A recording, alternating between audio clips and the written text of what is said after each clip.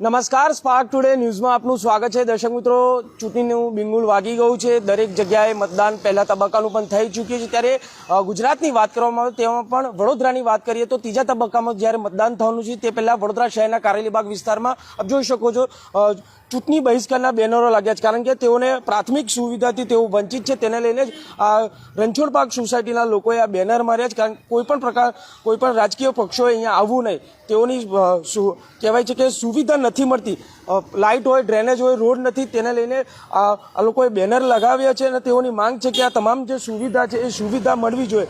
છેલ્લા ઘણા સમયથી તેઓ માંગ કરી રહ્યા હતા. હવે ચૂંટણીનો સમય નજીક આવી ગયો ત્યારે તમામ લોકો બહિષ્કાર કરી રહ્યા છે. તેમની સાથે જ વાત કરીશું, કેમ ચૂંટણી બહિષ્કારના બેનરો લગાવવા પડે? ચૂંટણીનો બહિષ્કાર કરવાનો સર્વ સોસાયટીના મેમ્બરોએ ડિસિઝન લીધું છે.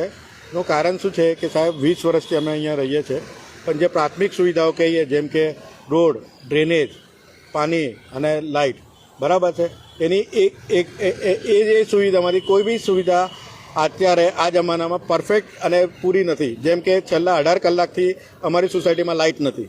હવે 44 ડિગ્રીમાં વિધાઉટ લાઇટ 18 કલાક અમારી સોસાયટીના આગળ પાછળની 6 થી 7 સોસાયટીએ કાઢ્યા છે, બરાબર છે. હવે તમે જાણી શકો છો કે આવી 44 ડિગ્રીમાં કેવી રીતે રહેવું. બીજું જે આની સાથે શું છે કે ડ્રેનેજ અમારી સોસાયટીમાં 3 વર્ષથી જામ છે, બરાબર છે. એનું ખાતમુહૂર્ત બી થઈ ગયું છે નવી ડ્રેનેજ જોડાણ માટેનું, પણ આજ સુધી ડ્રેનેજનું કામ થયું નથી. દર મહિને કોર્પોરેશનની ગાડી આવે છે, ડ્રેનેજ લઈ જાય છે. આ રીતે તો કંઈ આ જમાનામાં 2024માં આ રીતે જીવાય નહીં અને રહેવાય નહીં. આના લીધે ડ્રેનેજ જે જામ છે અને લીકેજ છે એના લીધે મારા પોતાનું ઘર તથા અમારા બાજુના ઘરના બોર બી ફેલ થઈ ગયા છે સાહેબ. હવે ત્રીજી વસ્તુ રોડ, તો રોડમાં બી એટલા ખાડા પડેલા છે. કેટલી વાર રજૂઆત કરી છતાં બી રોડના ખાડા પૂરાતા નથી, બરાબર છે, કોઈ ધ્યાન લેવાતું નથી.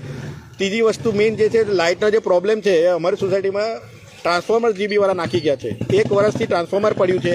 હવે એનું વાયરિંગ કરવાનું બાકી છે, તો એ વાયરિંગ બી થતું નથી. તો અમારું કહેવું એવું છે કે આ 2024માં આપણે જ્યારે ફ્યુચર વર્લ્ડ ફ્યુચર ઇન્ડિયાને બહાર લઈ જવાની વર્લ્ડને કમ્પેર કરવાની વાત કરીએ તો 1 વર્ષથી જો ટ્રાન્સફોર્મરની સુવિધા ખાલી વાયરિંગ ના થતું હોય તો કયા ઠેકાને આપણે આ ઇન્ડિયાને વર્લ્ડ લેવલ જોડે કમ્પીટ કરીશું? એઝ અ આર્કિટેક્ટ હું તો એવું કહીશ, હું પોતે આર્કિટેક્ટ છું, કે અમારી સોસાયટીમાં ઇન્ફ્રાસ્ટ્રક્ચર તરીકે ઝીરો છે, બરાબર છે. અને આ બધી સુવિધાઓ ત્રાસથી કંટાળીને જ અમારી સોસાયટી તથા આગળ પાછળની 7 થી 8 સોસાયટી તથા આગળ પાછળના ફ્લેટ લોકોના રહીશોએ નક્કી કર્યું છે કે આ વખતે તો આપણે ચૂંટણીનો બહિષ્કાર કરીશું અને જ્યાં સુધી આપણી માંગો પૂરી નહીં થાય ત્યાં સુધી વોટ કરવાનું અમે ટાળીશું.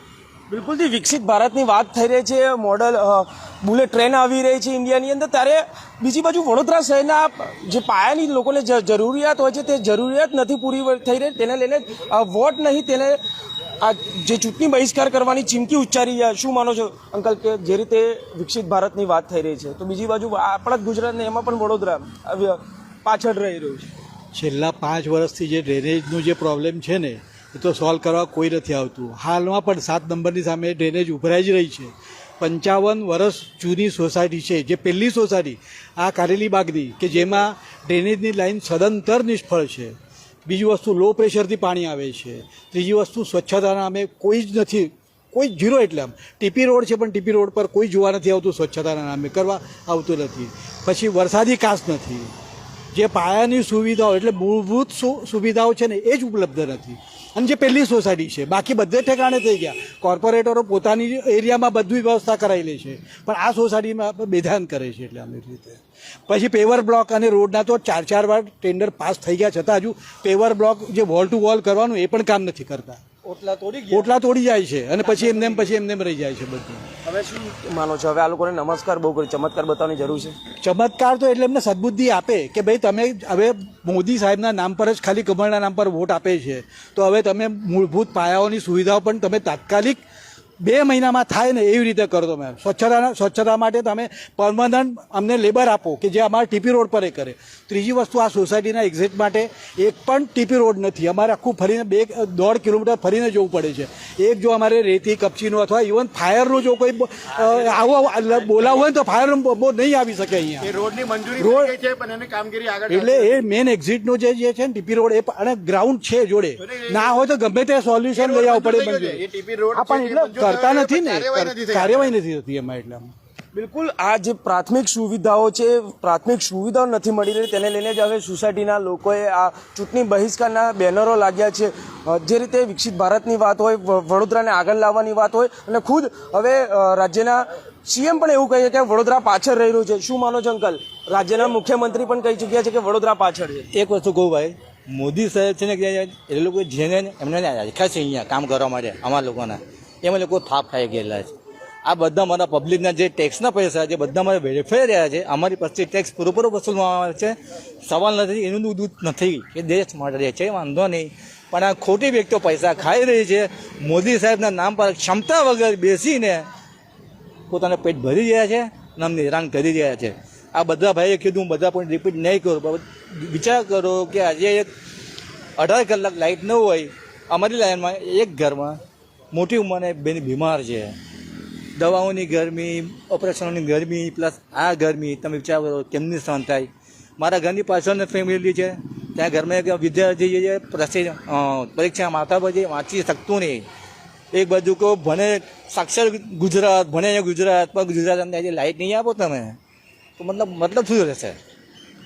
ઓટલા તોડી ગયા, કામ પ્લેવર બ્લોક નાખવાનો છે, પતી ગયું કોઈ નહીં. અલા તમે માનશો નહીં ભાઈ, 5 વર્ષ થઈ ગયા. 5 વર્ષ પહેલાં કોર્પોરેટર આવેલા, નામ નથી ખબર, કારણ કે 5 વર્ષ પહેલાં અડધો કલાક માટે અમને મળ્યો, નામ કહી ગયા ત્યારે હાથ જોઈને કહી ગયા કે અમને વોટ આપજો, અમે તમારું કામ કરી આપશું. આજે 5 વર્ષ થઈ ગયા, વાતમાં દમ નથી. આવું 2 વાર થઈ ચૂક્યું છે.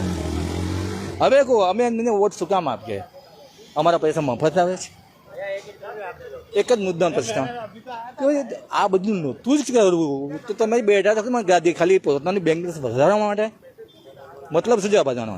હવે એક જ વસ્તુ છે, જો એ લોકો રાઇટિંગમાં ગેરંટી નહીં આપે, ઇલેક્શન માથા પર છે, હવે શક્યતા છે ને કે કામ લોકો કરી શકે. એ લોકો જ્યાં સુધી રાઇટિંગમાં ગેરંટી નહીં આપે કે અમે લોકો કામ પૂરું કરશું જ, કોઈ પણ સંજોગમાં અમને તમે અમારી ગાડી છોડી દેશું, એવું જ્યાં તો રાઇટિંગમાં નહીં આપે ત્યાં સુધી મોદી સાહેબ સોરી તમને પણ અમે તમને વોટ નહીં આપીએ. બિલકુલ, મોદી સાહેબ સોરી તમને પણ વોટ નહીં આપે તેવું કહી રહ્યા છે. કારણ કે આ લોકોને જે પાયાની સુવિધા મળવી જોઈએ, પાયાની સુવિધા મળતી નથી, તેને લઈને જ આ રણછોડ પાર્ક સોસાયટીના લોકોએ આજે આ બેનર, તમામ જે રણછોડ પાર્કની સાથે અન્ય પણ સોસાયટીઓ આવેલી છે તે લોકોએ આજે અહીંયા બેનર લગાવ્યા છે, ચૂંટણી બહિષ્કાર કરી રહ્યા છે. લાઇટ નથી, ડ્રેનેજ નથી, પાણીની સુવિધા નથી, આવી જે પ્રાથમિક સુવિધાઓ હોય છે તે જે પાયાની જરૂરિયાતો છે તે વડોદરા શહેરના નાગરિકોને નથી મળી રહી. એટલે જ હવે આ તમામ જે રહીશો છે હવે રોષે ભરાયા છે, અને જ્યાં સુધી તેઓની પાયાની સુવિધા નહીં મળે ત્યાં સુધી આ આવનારી જે ઇલેક્શન છે જે લોકસભામાં તેઓ તે વોટ નહીં કરે તેવી ચીમકી પણ ઉચ્ચારી રહ્યા છે. કેમેરામેન ગૌતમની સાથે Surat Solanki, spark today news, Vadodara.